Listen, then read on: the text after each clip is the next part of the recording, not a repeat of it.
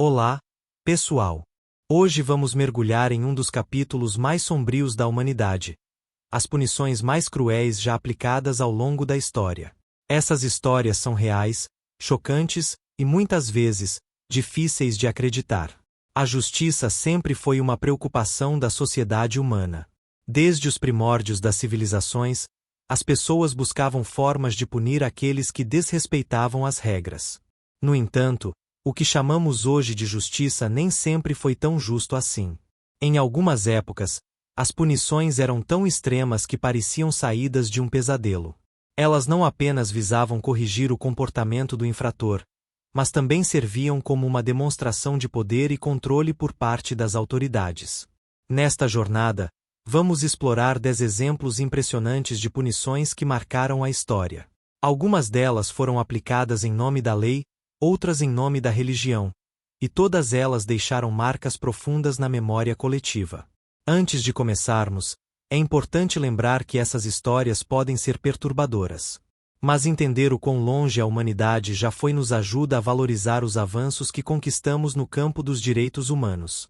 Nosso primeiro exemplo vem de uma das civilizações mais antigas do mundo, a Mesopotâmia.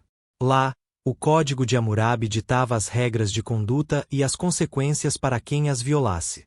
E essas consequências eram brutais. O famoso princípio olho por olho, dente por dente surgiu nesse contexto. Se alguém causasse danos físicos a outra pessoa, a punição seria exatamente igual ao dano causado. Parece justo? Na prática, isso significava mutilações públicas. Além disso, o código era implacável com crimes considerados graves. Traição, roubo e até mesmo negligência médica eram punidos com a morte. Imagine viver em uma sociedade onde um erro profissional poderia custar sua vida. Mas a Mesopotâmia não foi a única civilização a adotar punições severas. Na antiga Grécia, por exemplo, a lei também era rigorosa, especialmente quando se tratava de traição contra o Estado. Um dos casos mais famosos é o de Arquíloco, um poeta que foi executado por suas críticas ao governo. Ele foi acusado de corromper os jovens com suas palavras, algo que mais tarde ecoaria no julgamento de Sócrates. Outro exemplo marcante vem do Império Romano, onde as arenas eram palcos de punições públicas. Gladiadores lutavam até a morte, cristãos eram lançados aos leões e escravos rebeldes enfrentavam castigos terríveis. Espartaco, o líder da revolta de escravos mais famosa da Roma antiga, foi um símbolo de resistência. No entanto, após sua derrota, ele e seus seguidores foram crucificados ao longo da Via Ápia, uma estrada que ligava Roma ao sul da Itália. Essas punições não eram apenas formas de castigo, mas também espetáculos destinados a intimidar a população. Quem questionasse o poder dos governantes sabia que o preço a pagar seria alto. Ao longo dos séculos, diferentes culturas desenvolveram métodos únicos de punição. Alguns eram rápidos e letais, enquanto outros prolongavam o sofrimento por dias ou até meses. Se pensarmos em punições brutais, a Idade Média certamente vem à mente. Foi nessa época que as práticas de tortura e execução atingiram um nível inimaginável de crueldade. Durante os séculos medievais, a Europa estava imersa em guerras, fome e doenças. Nesse contexto, as punições eram uma forma de manter a ordem e garantir que as pessoas seguissem as regras impostas pela Igreja e pelos governantes. Um dos métodos mais famosos da época era a roda da tortura. O condenado era amarrado a uma grande roda de madeira, onde seus ossos eram quebrados sistematicamente com barras de ferro. Após o sofrimento extremo, a vítima era deixada exposta ao sol ou às intempéries, como um aviso para os outros. Muitas vezes, ela agonizava por dias antes de finalmente morrer. Outra prática comum era o uso de máscaras de ferro, conhecidas como máscaras de vergonha. Esses dispositivos eram colocados no rosto do infrator como forma de humilhação pública. Dependendo do crime, a máscara podia ter formatos diferentes. Havia máscaras com focinhos de porco para mentirosos, línguas enormes para fofoqueiros e até garras afiadas que perfuravam a boca de quem falasse demais. No entanto, as punições mais severas estavam reservadas para aqueles considerados hereges ou traidores. A Inquisição foi uma das instituições mais temidas dessa época. Os tribunais da Inquisição investigavam crimes contra a fé cristã. Qualquer pessoa acusada de heresia, bruxaria ou blasfêmia era submetida a julgamentos injustos e punições desumanas. Entre os castigos mais conhecidos estava a fogueira. Centenas de pessoas, muitas delas inocentes, foram queimadas vivas sob a acusação de praticar magia ou adorar o diabo. Joana d'Arc, a heroína francesa, é um exemplo famoso disso. Embora tenha sido canonizada como santa séculos depois, na época ela foi executada como herege após ser capturada pelos ingleses. Mas nem todas as punições medievais envolviam morte imediata.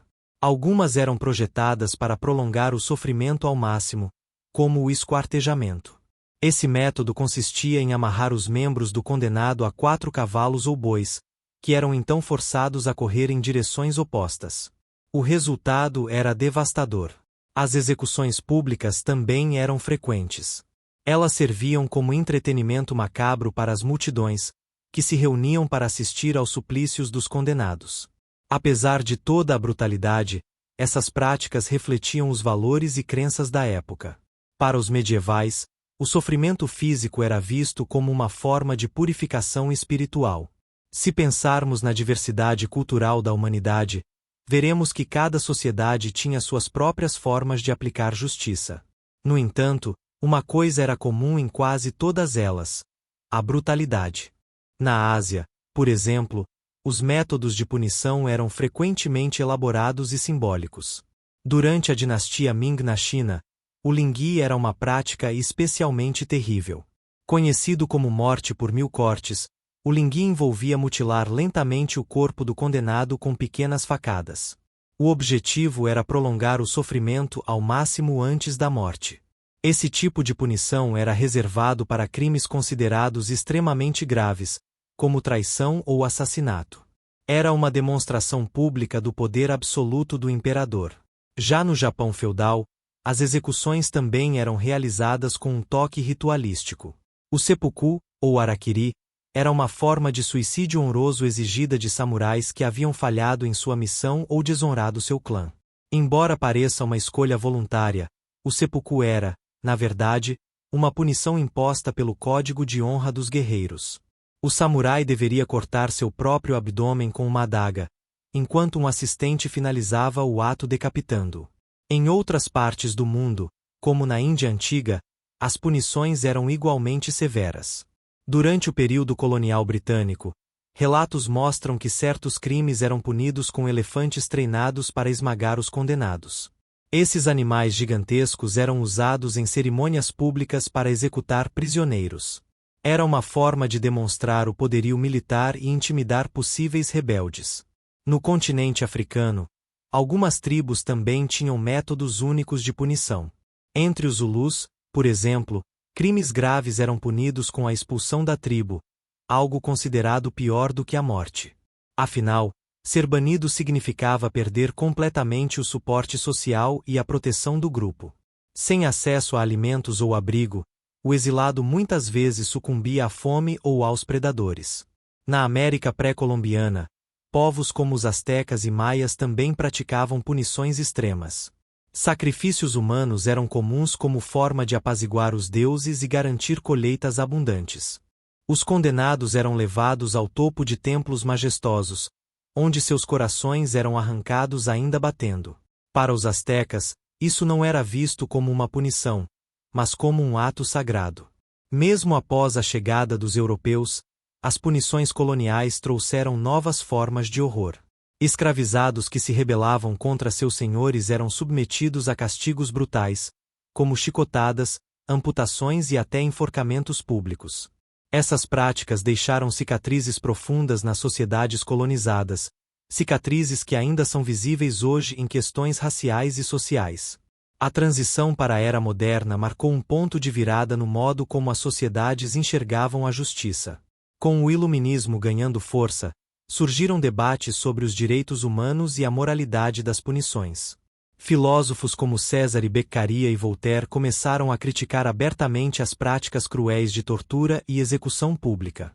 Eles defendiam que a justiça deveria focar na reabilitação, não na vingança. Beccaria, em sua obra dos Delitos e das Penas, argumentou que as punições deveriam ser proporcionais ao crime cometido. Ele também foi um dos primeiros a condenar a pena de morte como uma prática ineficaz e desumana. No entanto, mesmo com essas novas ideias circulando, as práticas medievais ainda persistiam em muitos lugares. Na Inglaterra do século XVIII, por exemplo, mais de 200 crimes eram punidos com a morte. Essa política ficou conhecida como Código Sangrento. Até mesmo pequenos delitos, como roubar um pão ou caçar animais em terras privadas, podiam levar alguém à forca. As execuções públicas continuavam sendo eventos populares, atraindo multidões enormes. Carrascos se tornaram figuras quase celebridades, enquanto os condenados eram exibidos como exemplos de terror. Mas algo estava mudando. A Revolução Francesa, no final do século XVIII, trouxe consigo uma nova perspectiva sobre punições. O famoso médico Joseph Ignace Guillotin propôs uma forma mais humana de executar pessoas. A guilhotina, apesar de letal, foi vista como um avanço porque garantia uma morte rápida e menos dolorosa. Para a época, isso já era considerado um progresso significativo. No entanto, a França revolucionária também foi marcada por excessos. Durante o período do terror, liderado por Robespierre, milhares de pessoas foram executadas pela guilhotina sob a acusação de traição. Entre as vítimas estavam nobres, religiosos e até cidadãos comuns. A própria figura de Maria Antonieta, rainha da França, foi decapitada em frente a uma multidão enfurecida. Apesar desses horrores, a era moderna também trouxe avanços importantes. A Declaração Universal dos Direitos Humanos, inspirada pelas revoluções americana e francesa, começou a influenciar pensadores e legisladores. Em alguns países, como a Rússia czarista, reformas judiciais começaram a reduzir o uso da tortura e das execuções públicas. No entanto, isso não significava que as punições haviam se tornado brandas. Os trabalhos forçados em prisões remotas, como o famoso campo de trabalho siberiano, substituíram em parte as execuções. Esses locais eram conhecidos por condições extremamente precárias e altas taxas de mortalidade.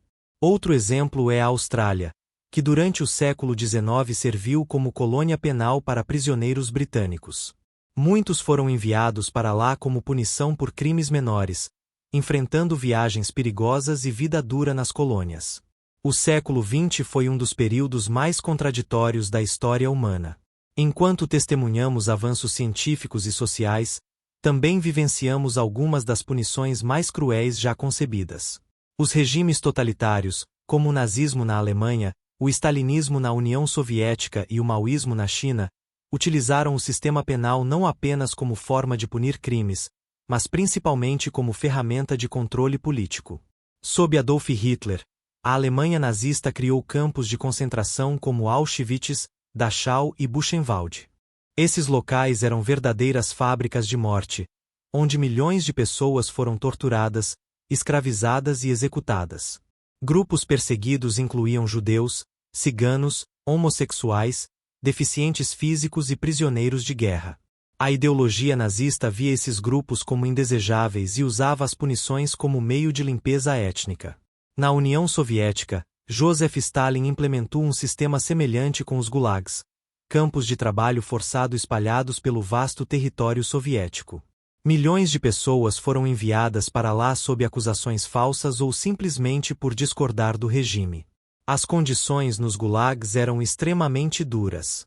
Prisioneiros enfrentavam temperaturas abaixo de zero, fome constante e trabalhos exaustivos. Muitos morreram antes mesmo de completar suas sentenças. Já na China, sob Mao Tse-tung, a Revolução Cultural foi um período de caos e repressão. Intelectuais, professores e qualquer pessoa considerada inimiga do povo eram perseguidas, torturadas e muitas vezes executadas publicamente. As chamadas sessões de crítica, organizadas pelos guardas vermelhos, eram eventos públicos onde as vítimas eram humilhadas, espancadas e forçadas a confessar crimes que nunca cometeram. Além dos regimes totalitários, O século XX também foi marcado por guerras que introduziram novas formas de punição coletiva. Durante a Segunda Guerra Mundial, bombardeios massivos atingiram populações civis, como em Hiroshima e Nagasaki. Embora esses ataques fossem dirigidos contra nações inteiras, eles também serviram como punição simbólica por resistirem às potências aliadas. Centenas de milhares de vidas foram perdidas em segundos. Após a guerra, tribunais internacionais começaram a julgar os responsáveis por crimes de guerra. Os julgamentos de Nuremberg foram um marco, estabelecendo que líderes políticos e militares podiam ser responsabilizados por seus atos. No entanto, mesmo com esses avanços, muitas punições continuaram sendo aplicadas de maneira desigual. Colonizados e minorias étnicas frequentemente sofriam mais com as consequências legais do que os poderosos. Um exemplo claro disso foi o apartheid na África do Sul, onde negros eram submetidos a leis draconianas e punidos severamente por violações triviais, enquanto os brancos gozavam de privilégios. Em outros lugares, como na América Latina durante as ditaduras militares, prisões secretas e desaparecimentos forçados se tornaram métodos comuns de reprimir dissidentes políticos. O final do século XX foi um momento crucial para repensar o conceito de justiça. Com os horrores das guerras mundiais e dos regimes totalitários ainda frescos na memória coletiva, a humanidade começou a buscar alternativas mais humanizadas. A Declaração Universal dos Direitos Humanos, adotada pela ONU em 1948, foi um marco importante nesse processo. Ela estabeleceu princípios fundamentais, como o direito à vida, à liberdade e à segurança, que influenciaram diretamente as leis penais ao redor do mundo. Um dos debates mais acalorados dessa época girava em torno da pena de morte. Até então amplamente aceita, ela começou a ser vista por muitos como uma prática desumana e ineficaz para combater o crime. Na Europa, a abolição da pena de morte tornou-se um dos pilares da Convenção Europeia dos Direitos Humanos. Países como França, Alemanha e Espanha eliminaram gradualmente essa prática, substituindo-a por prisões perpétuas ou penas longas. Nos Estados Unidos, no entanto, a discussão foi mais complexa. Embora alguns estados tenham abolido a pena capital, outros continuaram aplicando-a, especialmente para crimes considerados hediondos. O uso da injeção letal, introduzido nos anos 1980 como uma alternativa mais humana às execuções tradicionais, gerou controvérsias. Muitos argumentavam que falhas técnicas ou erros médicos podiam causar sofrimento desnecessário.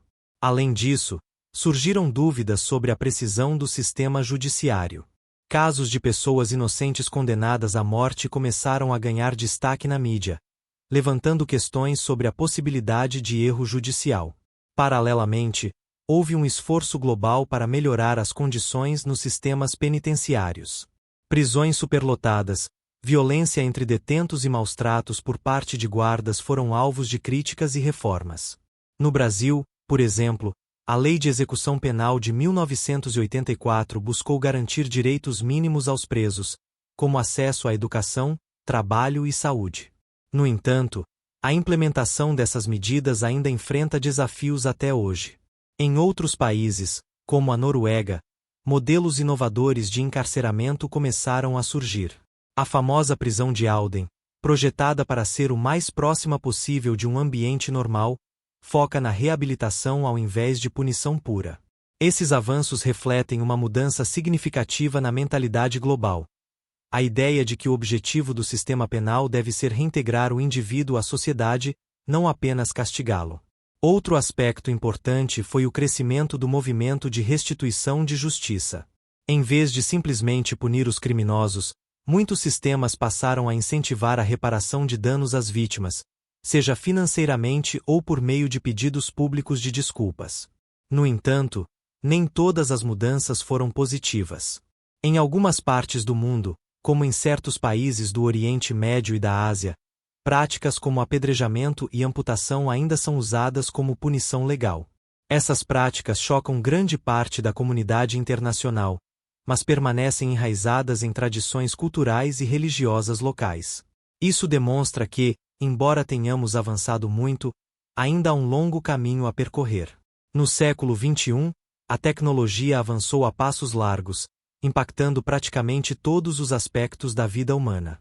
Não é surpresa que o sistema de justiça também tenha sido profundamente influenciado por essas mudanças. Uma das inovações mais significativas é o uso de vigilância digital.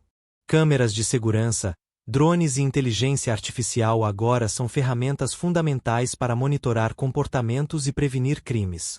Em algumas cidades ao redor do mundo, sistemas de reconhecimento facial estão sendo implementados para identificar pessoas suspeitas em tempo real. Embora isso aumente a segurança, também levanta preocupações sobre privacidade e liberdade individual. Além disso, o conceito de prisões virtuais começou a ganhar espaço. Em vez de encarcerar fisicamente alguém, alguns países experimentam o uso de pulseiras eletrônicas e monitoramento constante para restringir os movimentos dos condenados. Esse modelo é especialmente útil para crimes menos graves ou para indivíduos que aguardam julgamento. Ele reduz a superlotação nas prisões e permite que as pessoas continuem trabalhando ou estudando enquanto cumprem sua pena. No entanto, nem todas as inovações tecnológicas são benéficas. O aumento do cibercrime trouxe novos desafios para o sistema de justiça. Hackers e fraudadores digitais muitas vezes operam em uma zona cinzenta legal, dificultando sua punição. Em resposta, governos e organizações internacionais têm criado leis específicas para combater crimes cibernéticos. Prisões especializadas para hackers e criminosos digitais já estão sendo discutidas em alguns países. Outra tendência emergente é o uso de inteligência artificial no sistema judicial. Algoritmos estão sendo desenvolvidos para auxiliar juízes na tomada de decisões, analisando dados e prevendo o risco de reincidência criminal. Apesar das vantagens, esse uso de inteligência artificial também gera polêmica. Críticos argumentam que algoritmos podem perpetuar preconceitos existentes, especialmente contra minorias raciais e econômicas. Em países como China e Rússia, a tecnologia está sendo usada para fins mais autoritários. O sistema de crédito social chinês, por exemplo, monitora o comportamento dos cidadãos e pode restringir seus direitos com base em suas pontuações. Esses sistemas representam uma nova forma de punição: a exclusão social. Pessoas com baixas pontuações enfrentam restrições no acesso a empregos, viagens e até mesmo serviços básicos. Por outro lado, a tecnologia também está sendo usada para melhorar a transparência do sistema de justiça. Plataformas online permitem que cidadãos acompanhem processos judiciais e denunciem irregularidades. Blockchain, a tecnologia por trás das criptomoedas, está sendo testada como uma forma de garantir a imutabilidade e segurança de registros legais. Isso pode ajudar a evitar fraudes e manipulações em documentos oficiais. Apesar desses avanços, ainda há desafios enormes a serem superados. A desigualdade no acesso à tecnologia significa que muitas pessoas não conseguem se beneficiar dessas inovações, perpetuando ciclos de injustiça. À medida que avançamos para um futuro moldado pela tecnologia, surge uma pergunta fundamental: estamos usando essas ferramentas para criar um sistema de justiça mais justo ou simplesmente substituindo velhos problemas por novos? A ética sempre foi uma parte central do debate sobre punições. No passado, muitas práticas eram justificadas como necessárias para manter a ordem social. Hoje, precisamos questionar se nossas novas abordagens são verdadeiramente justas. Por exemplo, o uso de inteligência artificial no sistema judicial pode parecer uma solução objetiva e eficiente. Mas quem garante que os algoritmos estão livres de preconceitos? Eles são criados por humanos, e os humanos trazem consigo suas próprias crenças e vieses. Um estudo realizado nos Estados Unidos mostrou que certos sistemas de inteligência artificial utilizados em tribunais tendiam a classificar réus negros como alto risco com mais frequência do que brancos, mesmo quando os crimes cometidos eram semelhantes.